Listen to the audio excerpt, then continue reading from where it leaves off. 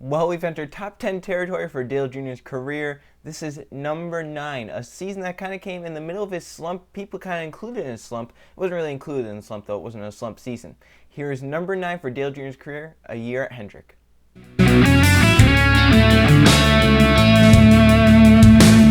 So 2008, everyone includes it in the slump. It was not a slump year. He had a win. He had 10 top 5s and 16 top 10s. He even got a pole. He led 896 laps, one of the most he's led. I think it actually is the most laps led at Hendrick in 1 year. He got 12th in the points. His average start was the best of his career, 10.3. His average finish 14.1, not too shabby as well. So he did a very good job at Hendrick in 2008, his first year at Hendrick, and it was a breakout season.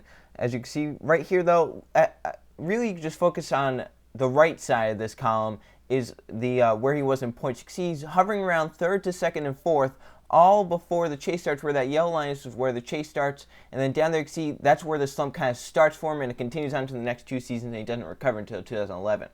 So we start out this season with the exhibition race at Daytona. The Budweiser shootout, the green flag is out, and that's 3 laps to go. Tony Stewart leading Dale Jr. in second. They have Jeff Gordon, Jimmy Johnson, and Casey Mears, 3 other Hendrick Motorsports cars right behind Jr. They can possibly try and help.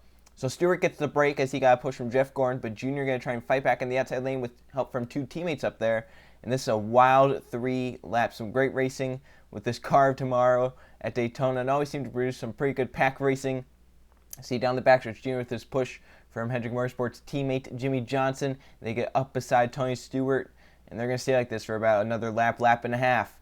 So in 3 and 4, Jr. and Stewart are side by side. Gordon gets a little tight there as the lift, and Jr. has the better help up top from Jimmy Johnson. Now Gordon's trying to fight back and get to Stewart. See right there, they're side by side. They're coming to 2 laps to go. Stewart is down low. Jr. trying to get the side dropped off him to pull him back. Stewart leads at the stripe, but there's just 2 laps to go, and Jr. has to run on the outside lane with help from 2 teammates, Jimmy Johnson and Casey Mears. So they go off into 1 and 2. Stewart with the help. Jr. trying to get that side draft. You see right there, they're coming off of 2, and they're still side by side. And finally, the momentum on the inside line breaks the outside lane with the better help. See, they're shuffling back in the pack all around, and Jr. getting the push from Jimmy Johnson, and finally trying to get clear of Tony Stewart. They're 3 wide further back in the pack there, racing hard, trying to get to the front, and Jr. gets pushed by Tony Stewart. So now Jr. is out front of the Budweiser shootout coming to the white flag with Joe Gibbs Racing teammates on the bottom lane, and Jr. is a Hendrick Motorsports teammate, Jimmy Johnson, up top. So they come to the stripe, the white flag's in the air. It's the last lap. It's coming back no matter what. Jr. is out front trying to block every lane that's going to come to him.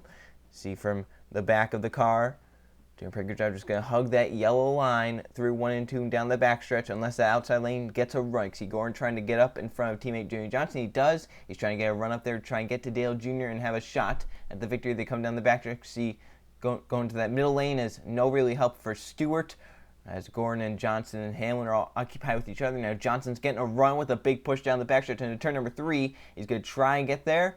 As they go through 3 and 4, Junior's going to notice this run. Where does he go? He's going to go up to the top to block teammate Jimmy Johnson as they come off of 4, and Junior's got it. So his first race with Hendrick, he's going to go to victory lane in the Budweiser shootout. Junior wins the Budweiser shootout for 2008.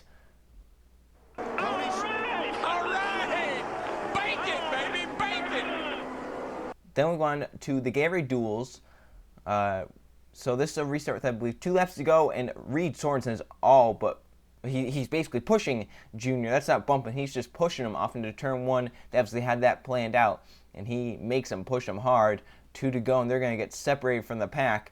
And but that's usually not good at Daytona. They're going to get drafted back up onto you, and they're going to have huge runs. So you see how much distance those 2 put as the field is all spread out behind. We're going to skip ahead a little bit here as they're focusing on the cars in the back. See, this is now in the final lap, and they've kept that lead. They've kept a pretty good gap over 3rd place on back, and Junior hugging that yellow line with Reed Sorensen behind in 2nd. They go through 3 and 4. They can see there's the battle to get into the Daytona 500. Kenny Wallace, Brian Vickers, and Joe Nemechek all in a fight to try and get in.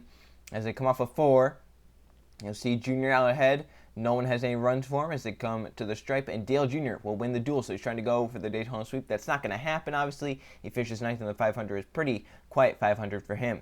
So we go on to the second race of the season. Casey Mears spins at All Club, and he collects his teammate Dale Jr. the whole right side of that car. is just torn off. See, he spins down towards the inside across the racetrack, and it's almost like the steering was kind of destroying that car. It looks like he was steering towards the inside wall.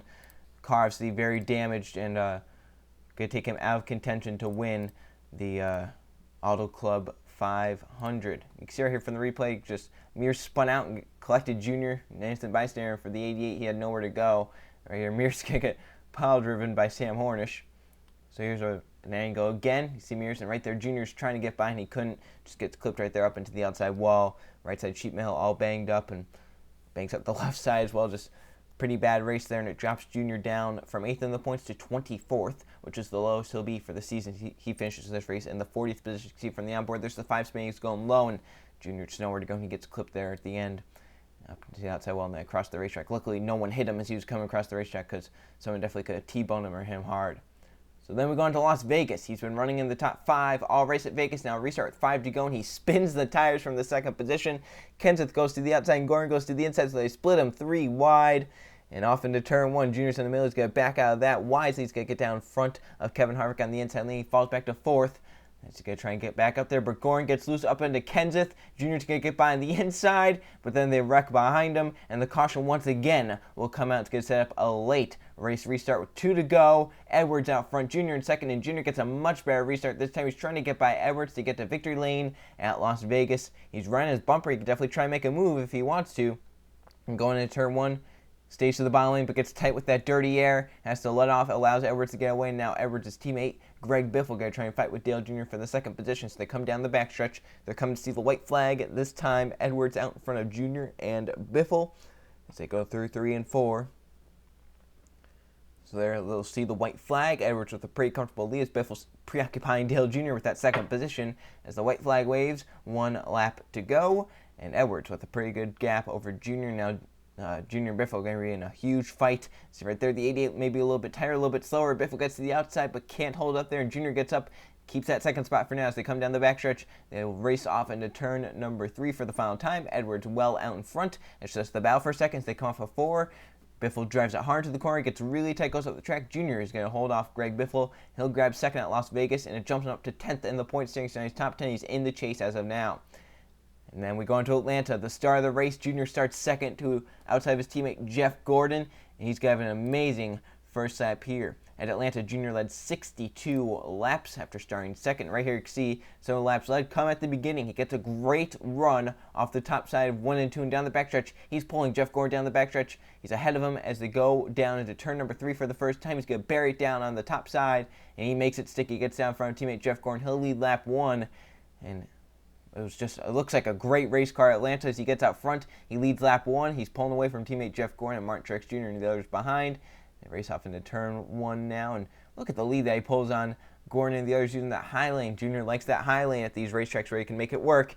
You can see right there, he's pulling Gordon off the corner. He's got a great run down the backstretch. He's going to try and lead another lap here and getting those bonus points. 5 bonus points for leading lap, 5 for leading the most laps. And through 3 and 4, Junior going to lead again at the stripe. Leads 62 laps en route to a 3rd place finish. It moves him up into the 6th place points position. We're going to Bristol. Nothing really happened there for him. He ends up 5th and moves up to 5th in the points. Then we'll move on to Martinsville, where once again, he's always got great cars at Martinsville. Right here in the restart, he's leading lap cars to the inside. He uses those lap cars to the advantage. Gets such a great restart that he gets clear of those lap cars, and he's able to pull down in front as the 2nd place on back are really just bound on the outside of those lap cars. They lose time, and Junior gets away. 199 laps to go, and he's going to try and sail away from teammates behind. Junior, after starting 22nd, leading 146 laps. A pretty fast car. He ends up finishing in the 6th position. Not much he could do there. And keep moving up to the 4th place points position. So Junior's a good car, just cannot hold on to get the victory. Falls back to 6th. Then we go on to Texas in qualifying. Well, not yet. We're just looking at Junior once again, just driving away from the field. But then we'll go on to Texas in qualifying. He was about 11th, 10th place in practice. And just listen to this car and how just high-pitched it is. It's screaming hard as they come down the straightaways. Listen to this qualifying lap. He was 11th quickest in practice earlier. Won the pole here in 2001. I tell you, this car looks rocket fast. This has got Rocket Man fast. Pretty solid right there, DW. In fact, right now, he's over a 10th quicker than Carl Edwards going off into turn 3. In fact, he's pushing toward 2/10 quicker than Carl Edwards. This baby's on a rail.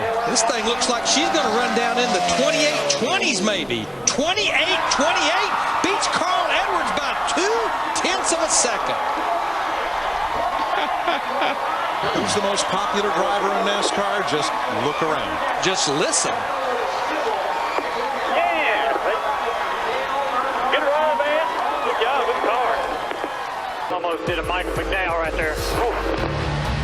Trying to spin out down there, getting into one. It's weird how it does that. Like the right rear, like the rear is towed out. How do you do all them adjustments and it's worse? Pisses me off. As you can hear there, Texas was not good for a deal during the team. They struggled with the handling of the car after leading early. He falls back to finish 12th, but still moving up in the points. After Texas, he stays 4th. Then we go on to Phoenix. He leads 87 laps after he exceeds out front with pretty good cars. Mark Martin gets to 2nd, and Martin Truex Jr. 3rd. Denny Hamlin 4th, and Jr. with 108 laps to go, leading at Phoenix. Just not going to be the day to win. He ends up 7th though, and moves him up to 3rd place in the point standings. So he's moving up in the points. He has a great car, a great season so far. He's been finishing top 15, top 10 when he doesn't have issues. Great job there. So then we go on to Talladega, where he led early, falls back. He's in the pack now. He's trying to make his way forward. He gets tapped right there from Stewart, saves the car, but then comes up right in front of the 43, and it causes the big one. And you'll see the damage to the 88. But after this damage, after pitting, one of the best runs through the field I've seen. Okay. If he gets away from it, tell him to come back to it. 10-4. Going to help right now. Nose to tail, that's where they've been the fastest. He's been able to push about any car. Can't see the car in front of us. All right, he's got to come back to it. He's got to come back to it here. He's pulling away, and now that's going to slow him down unless they're exactly nose to tail. All right, here we go.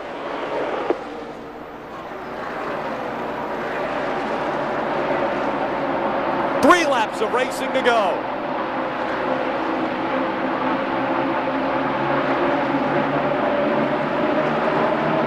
Dale Jr. pushing Jamie McMurray around the racetrack. The two of them working together, moving toward the front.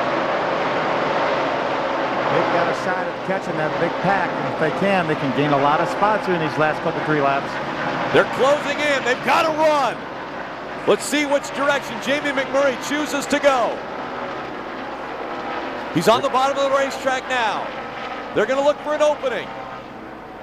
Down to the bottom they go. Still up top, still on the bottom, 3 wide there. 2 laps of racing to go. Still on the bottom, 3 wide there. Just 31 over 5 miles remain in the Aaron's 499. Still outside there, 29. Got help with you. Got one backing up in the middle there. At your door there, 31 coming to push. On the bottom, 3 wide. Push to the 31 here. Still outside. Already outside up to the 15. 18. 31 coming to help here. Still outside the 15.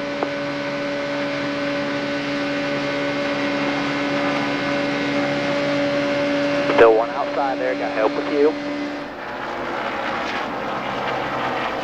Problems again. Stay low, right there. Good, clear.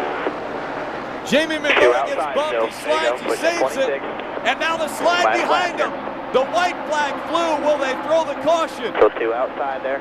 Stay low, keep digging, keep digging. Problems 31 with with you. Jim. Keep digging, Jimmy keep Johnson digging. gets turned Caution's around gonna as be well. out here. The caution Keep digging will there. fly. Big We're wreck behind currently you. Watch scoring the 10. caution right there. Caution's out, caution's That out. will end the race. Dale That's Earnhardt the end of Jr. the race. makes it up Green to white 10. checker. Don't be the end of it, babe, right there. Just keep coming around. After that wild Talladega race, we're going to Richmond, where Hamlin has dominated the race, leading basically every lap, and he has an issue late. A tire is going flat. He almost runs Junior into the wall trying to keep the lead because that's the way Hamlin is. Then they go 3 wide off of 2, and Junior on the outside, Kyle Busch on the inside. They split Hamlin, and Junior off the top side gets to the race with 18 laps to go, and some encouragement from crew chief Tony Eury Jr. Way to do it, babe. That's the way to do it. Come on. Stay focused. 17 to go. You're the man. Was a power move. Get it. It's there. It's been so long for Dale Jr. since 2006. His last one came at Richmond in 2006. Can he get back to victory lane at Richmond for the first time in basically 2 years? They come down the backstretch, 17 laps to go. He's pulling on Kyle Busch as Hamlin's fading, the dominant car, falling back. And Jr. using that high lane to try and get out of there from Kyle Busch. He's pulling away every lap, just a little bit.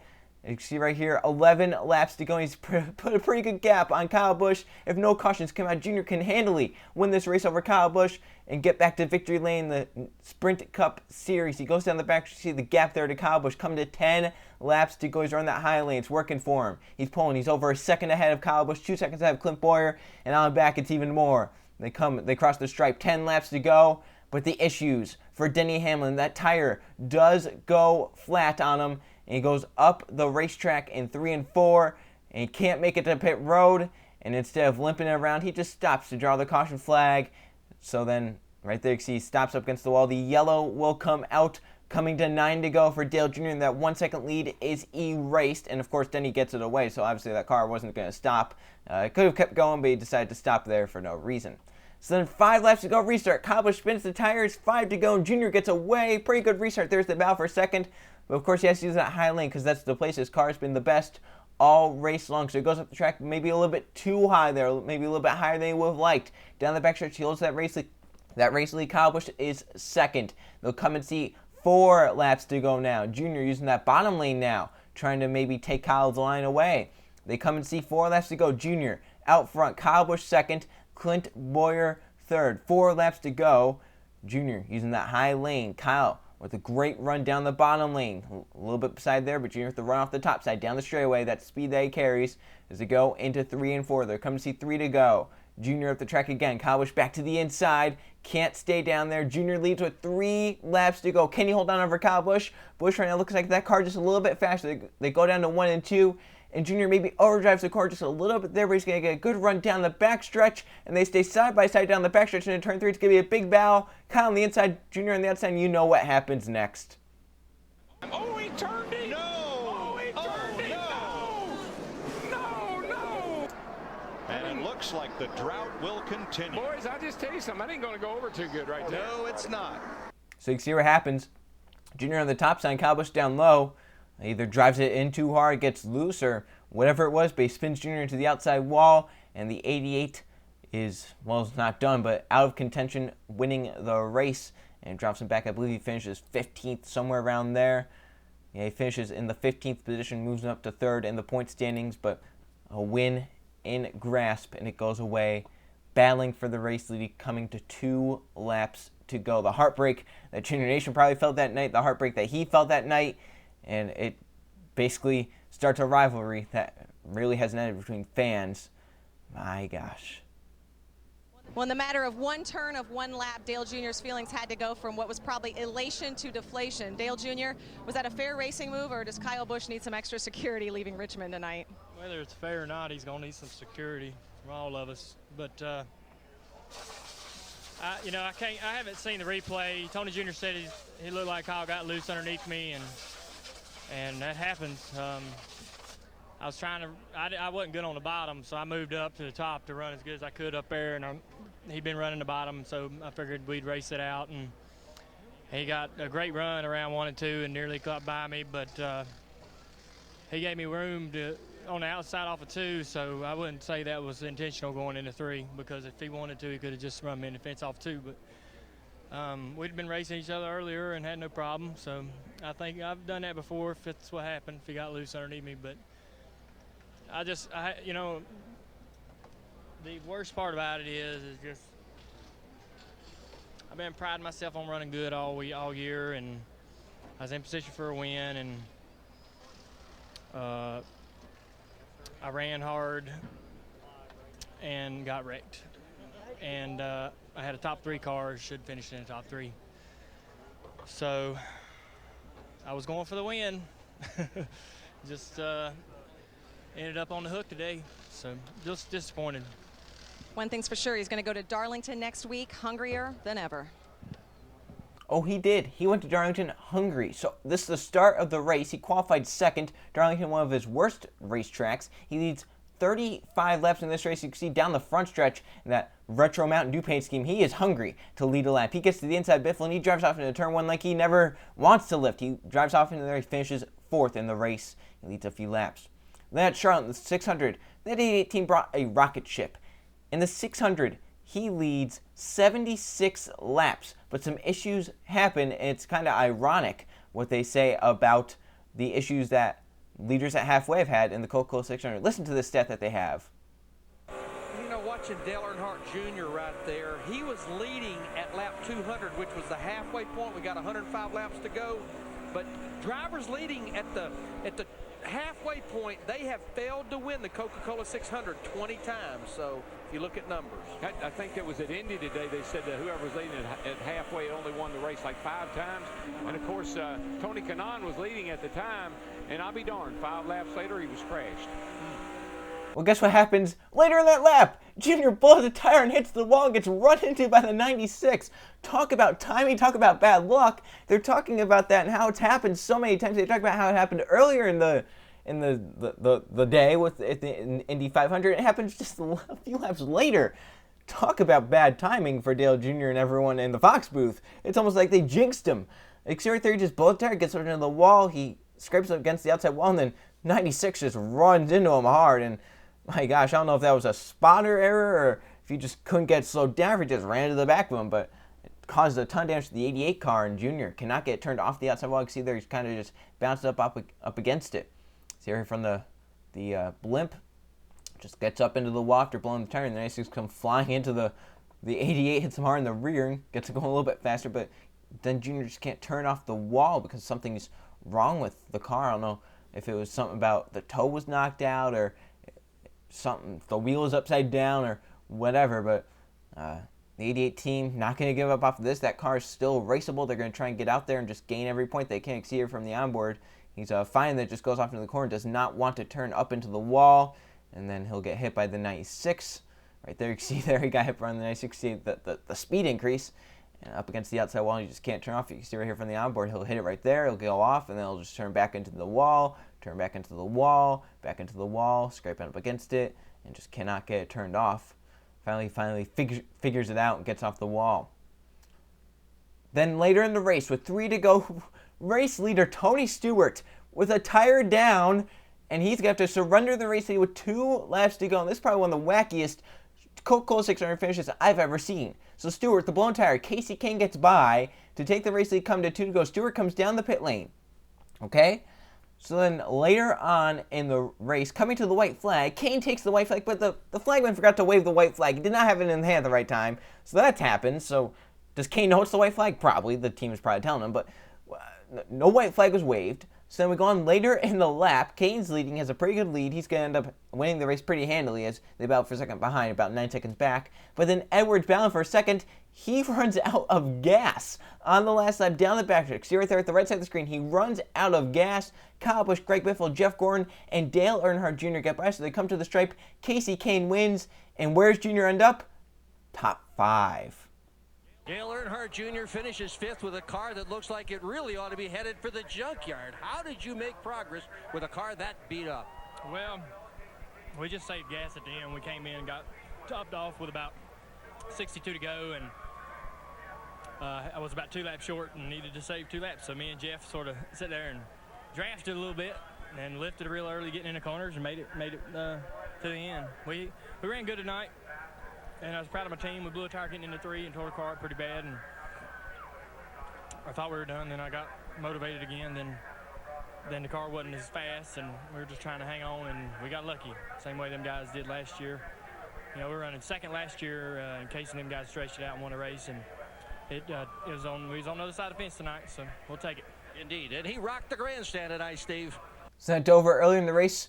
Sather gets spun around. Stewart gets into him. Cars come flying in, piling in. Junior had it missed and he had slowed down. Then Hamlin, some others came in like they did not have any brakes, and Junior ends up running into the inside wall. You see there, just nowhere to go. He's in the middle of it all. He had it slowed down to miss it, and then Hamlin, some others just came flying and like they didn't want to slow down. They arca braked it in there, literally. See here from the replay. So Sadler spins, comes down, Stewart hard on the brakes, but he can't get slowed down in time. And watch like Hamlin, these guys back here, they come flying in like they don't have brakes. They run into, and then Junior gets hit at the end there.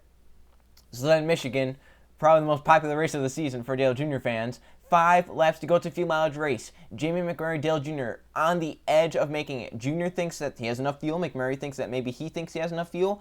And Jr. off the top side trying to get the run. Down the backstretch, he stays in his draft and then finally moves to the inside. These guys are battling hard. The TNT commentators are thinking like, what are they doing racing each other? You know, they don't have enough fuel to be doing this. They're going back and forth. Slide jobs. They're crossing over everything, and Junior finally with the run off the top side gets clear of McMurray off of 4. He's come to lead with 4 laps to go. Does he have the right fuel mileage? Does he have the right strategy to win at Michigan for the first time in his career? 4 laps to go for Dale Jr. in the LifeLock 400. McMurray running his tail. Once again, McMurray back to the inside. They're battling hard for this race lead with 4 to go. Both know that they probably have enough fuel to make it. There's going to be battling hard trying to get there. Jr. off the top side gets clear of McMurray with 3.5 laps to go. You think, man, he looks pretty fast. He has that high side run that he's getting. If he can just, no caution comes out, he could probably hang on. He thinks he has enough fuel to make it. Come to 3 to go. He's in good shape. Looks like he can win for the first time since 2006 at Richmond. The first time in 2 years. Look, he's pulling on McMurray using that high lane. Casey Kane's a few seconds back in case maybe those two run out. So McMurray kind of laying off Junior there, maybe just saving in case the 88 does run out. Junior comes to take the 3 lap to go mark. 3 cars with a shot. Junior out in front. But you know what they don't want to see? A yellow flag. You know why they don't want to see a yellow flag? Because they'll go into a green-white checker scenario. They'll have to go more laps than what they were going to have to go. They'll have to go more than 200 laps. And guess what comes out? A yellow flag comes out with 2.5 laps to go. Not what Dale Jr., Jay McMurray, or Casey Kane want to see. Sam Morris loops it around. So now the restart. 2 laps to go. Green-white checker. Who has enough fuel? Who runs out? Junior gets a good break on the restart, gets 2 laps to go. Casey Kane is second, and they're all battling hard behind for third. Junior with a great 1 and 2. He's actually going to be able to pull away from Casey Kane, then battling for second, third, and fourth. Mark Martin runs out of fuel in the 8 car, so you think, oh my gosh, is Junior going to run out of fuel and lose it? Is he going to lose it on the last lap with under 3 to go again? Junior pulling on Casey Kane to come down the backstretch into turn number 3. Has he saved enough fuel? Can he save enough fuel?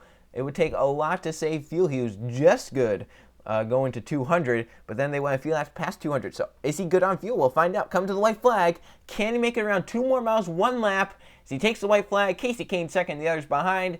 He heads off into turn number 1, but what happens? But they crash behind on the front stretch, and it draws the yellow flag.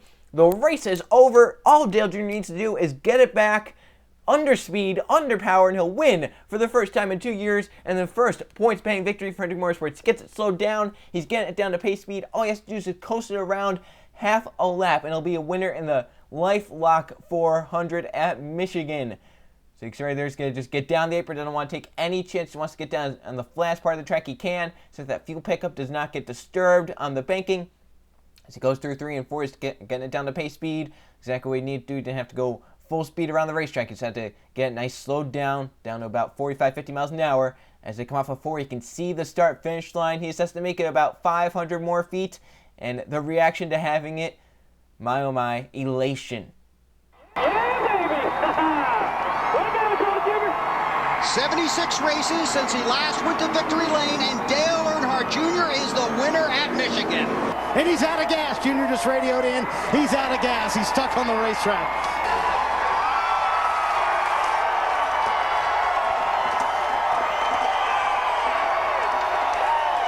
He opened up the season with a 9-points All-Star win at the shootout. Congratulations, Dale. I know this one is big. What's it mean to you to finally win for Mr. H, but also win a fuel mileage race? Well, I didn't know. We didn't have enough gas to make it. Look at that caution come out. We had it set up to win if we didn't have the caution, but thanks to the fans, happy Father's Day. Congratulations to my team. They deserve it. Congratulations to Rick. Come on in here. Congratulations, buddy. You did a good job giving me everything I needed. You walked up to the car, Mr. Hendrick. What did you tell him? Well, he told me maybe I shouldn't come today because he wasn't running that good. So I said, I'm glad I didn't stay at home based on what you told me. Great job. Proud of you, buddy. We're going to New Hampshire a few races later. Junior had been behind Harvick by 2.5 seconds after marching his way through the field to get up to second position. Here he is to the inside of Harvick, and he gets by him easily. So Harvick's stuck in lap traffic. Junior gets by, and he pulls away from Harvick. Fast race car, leads over 20 laps in this race. And you think, man, look at how fast the car is right now. It's handling pretty well. He's having just a little bit few handling issues, but otherwise probably the best handling car out there early in the race. And he's trying to pull away from Harvick, trying to get his first win at New Hampshire. He's run there. He's run great there. His whole career he's just haven't been able to put out, and it's not going to be able to be a win. So he's run back in the back of the top 10. He kind of fell off there towards the middle of the race, and he's trying to get to pit row with some sort of issue. McMurray does not get the message, and he runs into the back of him, and this damage relegates the 88 team to a poor finish outside the top 20, I believe 24th. So right there, he's down below the line. McMurray trying to get that run down below the line and hits him, and Reagan gets into it at the end there. It's 60, saw him spin around there off camera. Junior just tough break there. He gets slipped off the ground, some pretty heavy rear end damage there. You can see right there from another angle, McMurray just runs down, did not have the message that he was coming down pit road, did not know that he was going to be coming down pit road. You'll see here from the onboard.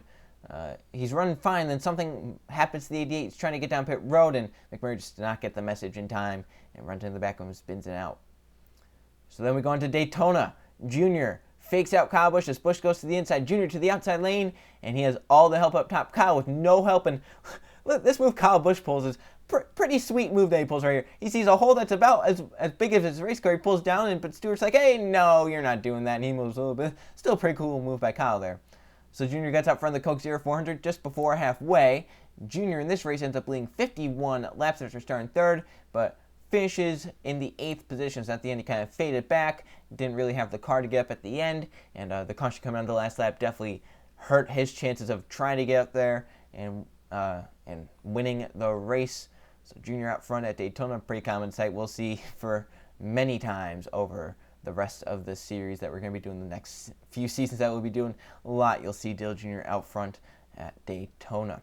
Then we go on to Indianapolis, and Goodyear blew it on this one. So tires are going left and right at this track. Junior ended up staying out on the racetrack, thinking maybe track position would be good, but the tires too worn out, too many laps on the tires. He ends up blowing one. He was leading early, but then blows one and falls back to third. And right there, just gets down low. Ends up finishing 12th even after this issue. So great job there by the team. Then at Watkins Glen, lap 2, Kyle Busch leading. Junior moves to the inside of the bus stop, and Junior will get by, and Kyle Busch goes through the grass trying to keep that second position. Jamie Johnson, Junior's teammate, gets to the second position. So Junior up into the race lead early on to starting second at Watkins Glen. Fun fact, before coming into Watkins Glen, he moved up to second in points after Daytona. So he was second in points at Daytona, Chicago, Indianapolis. He kept second in points, and Pocono. He was also second in points in that Watkins Glen here, leading laps. It looks like he has a pretty good car out front. Looks like he could try and just stay out front here and for 9 laps, see how it goes. Car looks pretty fast. Looks like could be a contender to win his first road course race of his career. So right there, Jeff Gorman was passed. So it's Hendrick Motorsports 1, 2, 3 at the front. So Dale Earnhardt Jr. was the only one of 38 lead lap cars to come down pit road under this caution. One more, Sam Hornish will also pit. So that's ouch for Junior's team. So yeah, he was the only car to come down pit road, lost his track position. He can never make it up, and then the big one happens, and watch the amp car right there down low get by. He swerves his way through, and he's able to miss the big crash. So great job there by Junior and team. Early on at Michigan now, lap 8. Johnson going to let Junior get by and get those 5 bonus points for leading the lap. Junior started 4th and has a pretty fast hot rod. He leads 43 laps, but handling the car falls off towards the middle part of the race, and he falls back to finish outside of the top 20 with some issues 1 lap down. You can see the crowd reacting there. Junior leading Jimmy Johnson and some others behind. Michigan always a great track trying to sweep. He just could not get it done. The handling of the car fades off towards the middle of the race. So then 5 races before the chase, we go on to Richmond. Harvick and Hamlin having an insane battle up front. They were making contact left and right, and Junior on the outside lane, he's saying, hey, I'm here. He loves the outside lane. Even at Richmond, he's running the outside. Look at how high he is. He's higher than Hamlin. Hamlin's running high. So then Junior may be a little bit mad that Hamlin took his line away and bumping Hamlin down the backstretch into turn 3. Gives him a shot right there. Hamlin going to take that to exception. You can't race me hard, but I'll race you hard. And he runs him out the track and almost into the wall. They make some contact. Junior's to let off there. And Mr. Hamlin, race me like that. No, but I'll race you like that. So Junior falls back to 3rd behind Harvick, but that high side is going to work out for him eventually. He is running fast laps. He's getting great runs down the straightaway. There, Harvick can't even pull up in front of him. Junior's getting that great launch off the corner. He clears Harvick and he pulls up on Hamlin as they go through 3 and 4. So right there on the outside lane, Junior using that to his advantage. Harvick goes up there now thinking, man, the car's pretty fast. Maybe if I follow him through, I can try and learn something here and get my car a little bit faster.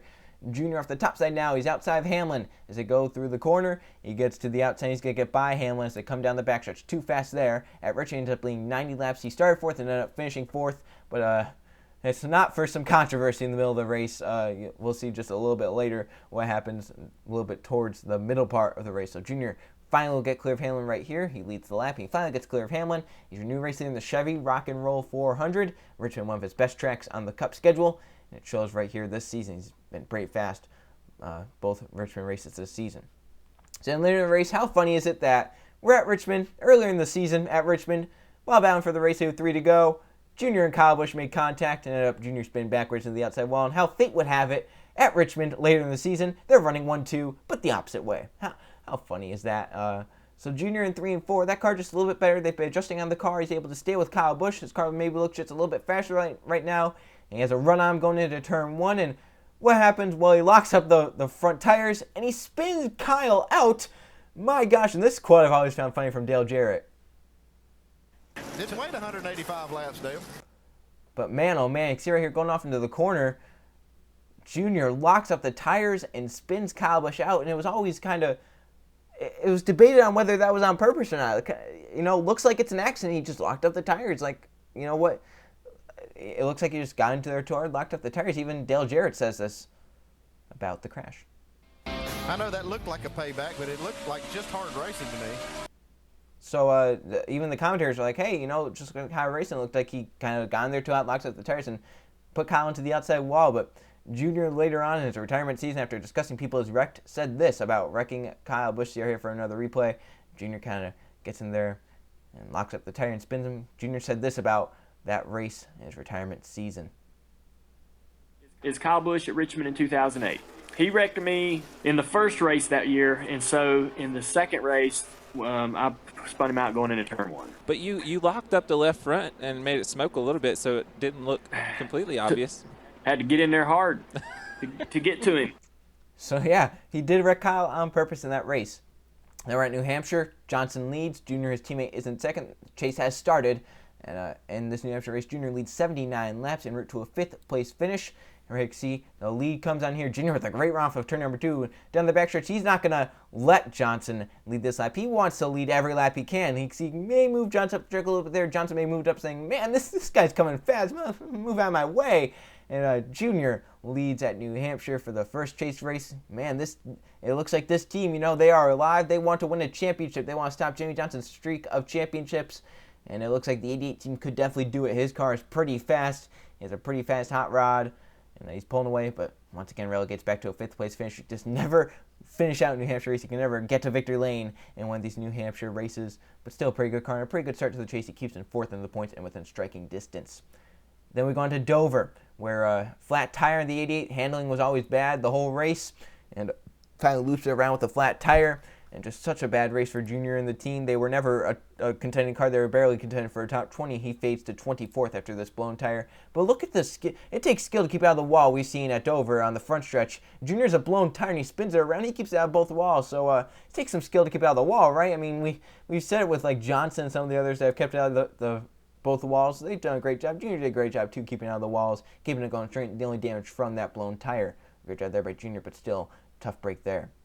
Then we're going to Talladega in the final practice, and Junior explodes a rear tire, and the whole rear of the car is just gone. Like the wing is off of it, the deck lid's gone, the bumper is gone, and the 88 team undoubtedly going to a backup after blowing a tire in the final practice for Talladega. So right there, he just blows the tire, and the rear end explodes and up into the outside wall, and that's a backup car, and you think, man, that car looked pretty fast. Now they have to start at the back of the field. They have to go to a backup car. How's this going to affect their race? Well, it's Talladega. You know, Junior will find a way up to the front. Listen on the onboard how scary this is. It just explodes. Listen to this.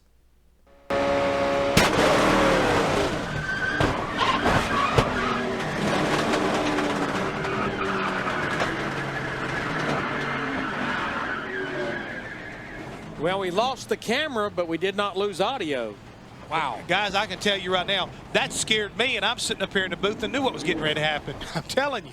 Can you imagine what this guy felt and what he thought when that thing exploded?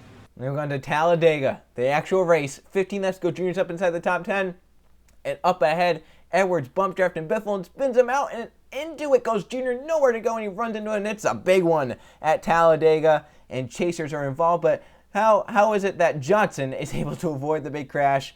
The luck for that 4018 to exceed the damage to the 88. His day is done. So after running up front for most of the race, leading a few laps, he's going to relegate himself to a DNF and a poor finish of 28th. And then it just continues. So here there, Edwards kind of bumps Biffle, and into the pack they go. And Junior just nowhere to go. He's hot in the gas. He's thinking maybe I could just try and get by before they come up, but just not the case. And there's just nowhere to go there. The track is clogged there. You can't really know where anyone's going to be going. So he's trying to get around Kenseth there. They both go down the track. See here from the helicopter, from the blimp. Junior's into it, nowhere to go. And some pretty heavy damage to that 88 car. So second car of the week that he tore up with the blown tire. And then, of course, just getting involved in the big one. You see here from the onboard with the sun in his eyes and just nowhere to go and right into it hard. Hard collision there. And then the bad luck from Talladega goes to Charlotte, where he's running 6th, about ready to come down pit road. And issues with tires once again at Charlotte. Tires about at the 60% mark of the corner. Right about. Slow time. Stay high there. Stay high. Stay high there. Got a lot of cars coming here still. Stay high. Stay high there. I'll get you down as soon as I get a hole here. Unbelievable. Pitting in 1 lap. Yeah, Dale Earnhardt Jr. running 6th when that tire damage. Junior, can you tell me what you felt inside the car when that tire failed? Pow, and then it went into the wall. About like every other tire blows. Was there any indication leading up to the failure that something was going wrong? I'd have let off. Hell no. I'd have slowed down if I knew the tire was going to blow like that. Can you just describe the racing out there tonight? Can you describe the racing out there tonight? Was maybe a switch to the tire failure, maybe an indication of the type of racing that we're seeing out there? It what? Can you just describe the type of racing out there tonight? Was it battling that might have led to this tire failure? No, I was riding. I was taking it way, way easy. And looked like everybody else was too. It's a long race, and we just all kind of riding around, just waiting till the end. That Martinsville green white checker finish here. Johnson leading and Junior in second, and Johnson goes to school and Junior on the restart and pulls away from Dale, and Junior ends up finishing in the second position. He didn't even lead a lap. He was just running up front all race, and Johnson dominated the race, and it moves Junior up into the top 10 points up to 9th, so he's trying to get that top 10 points for sponsors and whatnot. He's not going to have a chance at the championship now. They come and see the white flag, and Johnson's pretty much out of there, and he's not going to make a mistake at Martinsville. It's basically all over. Junior's trying to keep the second position as they go off into 1 and 2.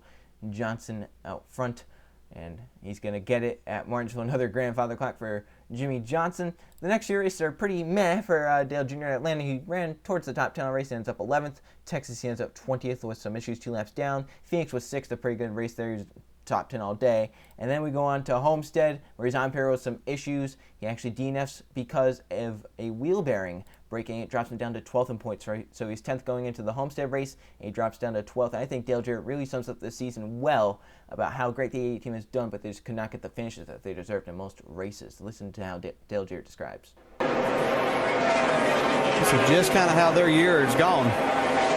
They're a strong car a lot of different times, and unfortunately not able to finish it off.